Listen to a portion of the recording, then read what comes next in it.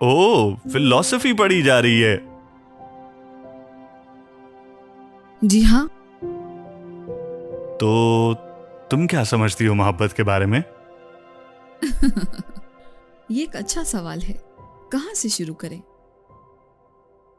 एक आम तारीफ तो ये भी है कि मोहब्बत एक ख्वाहिश है किसी दूसरे पर अपनी खुशियां कुर्बान कर देने की।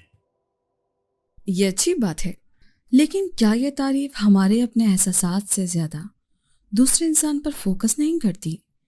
यानी एक इंसान मुकम्मल तौर पर बेखुद हो जाए और अपने महबूब की ख्वाहिशात का ख्याल रखता रहे।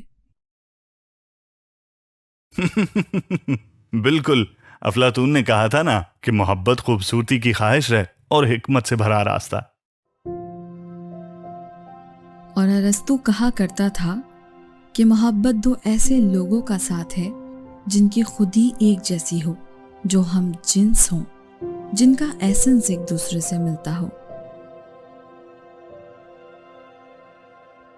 हम में भी कितनी बातें मुश्तरक है ना। तुम तो रहने ही दो। नच्चे मालूम है क्या कहा करता था?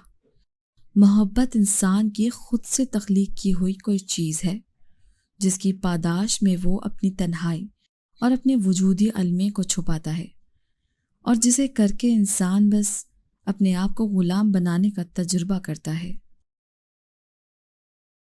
हाँ बिल्कुल, कहा तो ये भी जाता है कि मोहब्बत सिर्फ एहसास नहीं, एक सियासी और सोशल एक्ट भी है। ये सिमोन दे बुवा ने कहा था। वो तो कहा करती थी कि मोहब्बत हमारे माशरे में पाए जाने वाले जिन्स और ताकत के क्लीशे को भी चैलेंज कर सकती है, लेकिन मोहब्बत पॉजेसिव और कंट्रोलिंग बिल्कुल नहीं होती। तुम मान जाओ ना क्या? मोहब्बत को, नहीं तो एकतरफा ही करनी पड़ेगी। अनकंडीशनल लो। सार्थर इसे बैड फेट कहा करता था। जब हम किसी ऐसे इंसान की ख्वाहिश करते हैं जो हमें ना चाहता हो, तो हम अपनी आज़ादी की ही मुखालफत कर रहे होते हैं और हम खुद से ही इंतखाब कर लेते हैं एक ऐसे ताल्लुक का जहां हमें हमेशा गमगीन रहना पड़ता है। तो फिर क्या किया जाए?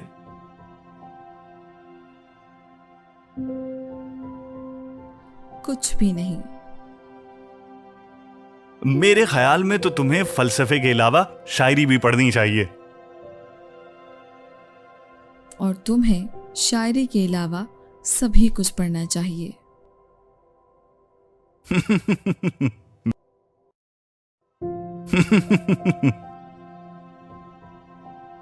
मेरे लिए शायरी ही बहुत है। अफलातून ने कहा था ना कि खूबसूरती देखने वाले की आंख में हुआ करती है, तो ये भी मान लो कि इन आंखों से तुम मुझे इंतहाई खूबसूरत दिखाई देती हो।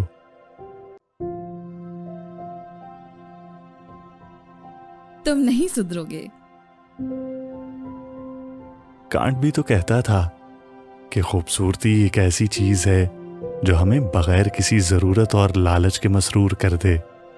मुझे भी कुछ ऐसा ही महसूस होता है जब मैं तुम्हारे साथ होता हूं। ये तुम शायरी कर रहे हो या फलसफा बयान कर रहे हो? मैं तो बस खूबसूरती के फलसफे पे बात कर रहा हूं। जैसे नीचे कहा करता था कि खूबसूरती हमारे अंदर से उस बच्चे को बाहर निकाल लाती है जो इंतहाई मासूम और शोख होता है। ये कितनी खूबसूरत बात है ना। बच्चों में लालच नहीं होता। इन्हें दुनिया का महंगा तरीन खिलौना भी दे दिया जाए तो ये ऐन मुमकिन है कि वो इस खिलौने को छोड़ दें और इसके डब्बे के साथ खेलना शुरू कर दें। बिल्कुल। खूबसूरती का मयार तो हमारा माशरा उस बच्चे के दिमाग में डालता है। सार्थर भी यही कहा करता था ना कि हम खूबसूरती का मयार अपने तजर्बात और कल्चर से अखज़ करते हैं, लेकिन तुम्हारी खूबसूरती के सामने तो आजिज़ आ चुका है ये छोटा सा बच्चा।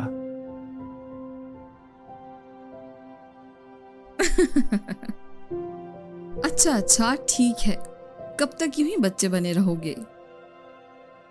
دریدہ کے نزدیک خوبصورتی ایک ناقابل تسخیر چیز ہے، ایک ایسے بہاؤ کی طرح جسے قابو نہیں کیا جا سکتا، جسے مکمل طور پر سمجھا نہیں جا سکتا، جو ہر پل ایک نئی شان سے جلوہ افروز ہوتی ہے۔